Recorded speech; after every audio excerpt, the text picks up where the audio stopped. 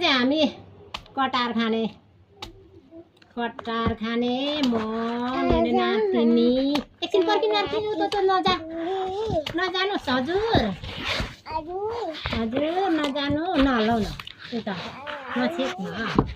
यो सबैजनाले देखोस् के कटार अलि उज्यालो होस् न यता पछाडि आऊ छैसाङ मेरो नातिनीको नाम छैसाङ निमसाङ गुन्साङ गुन्साङ चाहिँ छैन छैसाङ र निमसाङ चाहिँ यहीँ छ यता आउनु न यता गुन्साङ त काठमाडौँ यत्रै खाने हो क्या हेर्नु त साथी हो यत्रो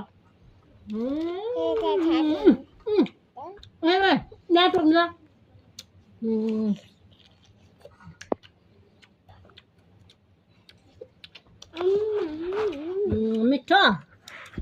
कस्तो रहेछ मिठो अलिक पाकेको रहेछ अलिक पाक्ने बेला भएको छैन असार त्यस्तै 15 गतेतिर चाहिँ सबै पाक्छ कति खानुहुन्छ कि आँप खाने कि कटार खाने है भोलि पर्सि त अब आँप पनि हुन्छ आँप पनि 4-5 झ्याङ छ 5 झ्याङमा यसपालि त धेरै फलेको छ त्यसले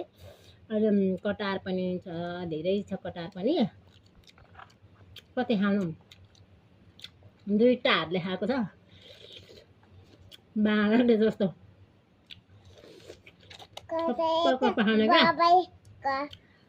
कटार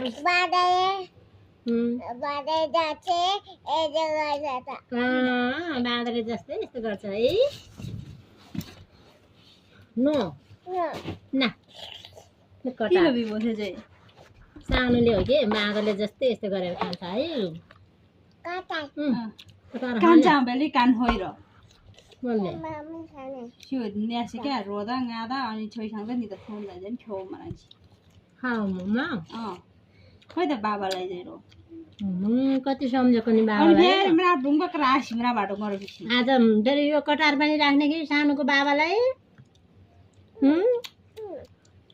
कति माया लागेको क्या मेरो नातिनीलाई उसको बाबाको भिडियोलाई सियो हुन्छ